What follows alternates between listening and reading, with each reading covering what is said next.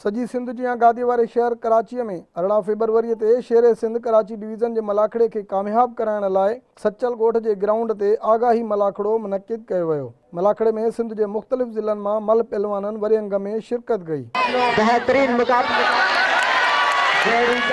जॾहिं त मल खटींदड़नि खे इनाम पिणु ॾिना विया। मलाखड़े वारी तकरीब में पीपी अॻवान यूसी सफूरा के वाइस चेयरमैन मौला बख्श चंद्र और सिंध टीवी न्यूज़ के सीनियर सहाफ़ी फयाज़ कुरैशी मुख्य मेहमान तौर शिरकत कई। सिंध टीवी न्यूज़ से ॻाल्हाईंदे अॻवाननि ऐं शिरकत कंदड़नि चयो त ही जेको शेर सिंध जो नारो हणी समूरे सिंध में जो मल्ह पहलवानन के जो हिमथायो है, इन रांद के जो जियारो है, समझा तो यो वडो एकड़ो कारनामो है, वडो एकड़ो रोल है सिंध टीवी जो सिंध के तारीख़ के उजागर करण ला, सिंध के मुआशरे के सेहतमंद बनाने ला ऐं सिंध के मुआशरे के अंदर एकड़ी सेहतमंद सोच पैदा करण ला हिननि शयुनि जी ज़रूरत है। तो पाण में मलाखड़ा करे, पाण में रांदियूं करे मानुन के सेहतमंद बनाए। अज जो ही कामयाब प्रोग्राम इन कामयाब प्रोग्राम ते मां सिंध टीवी नेटवर्क के जो मुबारकबाद के पेश क्या तो उन अलावा मां समझा तो जो आगाही प्रोग्राम जो हाँ शुरू थो वो आगाही प्रोग्राम जो एडो कामयाब थो तो इंशाल्लाह अगिया प्रोग्राम भी तमाम सुठा कामयाब थींदा।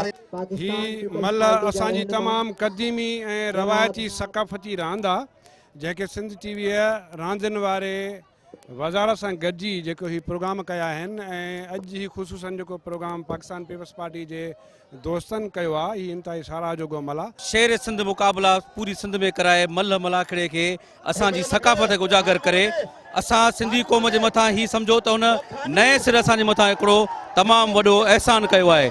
सिंध टीवी न्यूज़ तमाम बेहतरीन एकड़ो ही असांजे लाइ हिते प्रोग्राम कयो है जो सचल ॻोठ में थियो है। असांजी पुरानी सिंध की सकाफ़त है, असांजी कौमी मल्ह के सॼी सिंध में जेका तमाम पुठिते पइजी वई उनखे हथी वठाइण लाइ ख़ासि तौर ते राजपर अब्दुल करीम राजपर साहब जो उनकी टीम जो इंतहाई मशकूर आया। तो जेका भी सिंध जो आवाज़ जाते कंहिंजो न पुजे उते सिंध टीवी पुजाईंदी आहे। तमाम जो असांजे वापस पुरानी रांद के खणी आया असां इन जे लाइ तह दिल सां चवंदासीं त तमाम सुठे में सुठो कम सिंध टीवी जो आहे। सकाफ़त सां गॾो गॾु मल जो प्रोग्राम जो रखियो आहे इन्हनि खे जस हुजे तो असां अञा वधीक फंक्शन कराईंदासीं, वधीक प्रोग्राम कराईंदासीं। इंशाल्लाह असां इन ग्राउंड में क्रिकेट जो बंदोबस्त कराईंदासीं। कराची जड़े हिन गुटियल माहौल में ही हेड़ा सकाफ़ती असांजा मेला कराए और सिंधी माण्हुनि को जुगायो है। पिपरी में असां हींअर एसयूपी पारां तमाम वॾी शिरकत कंदासीं ही जो प्रोग्राम ॾिसूं पिया तमाम सियासी समाजी जेके दोस्त वेठा इसी तमाम बेहद खुशी थे पई उम्मीद है तो असांजी सकाफ़त के जगह करण लाइ असां डॉक्टर साहब सिंध टीवी हेड़ा प्रोग्राम कराईंदा। शेर सिंध मलाखड़े में शरीक अॻवाननि तोड़े मल पहलवाननि जो चवण है तो शेर सिंध मलाखड़े में कराची सोभ माणी थी।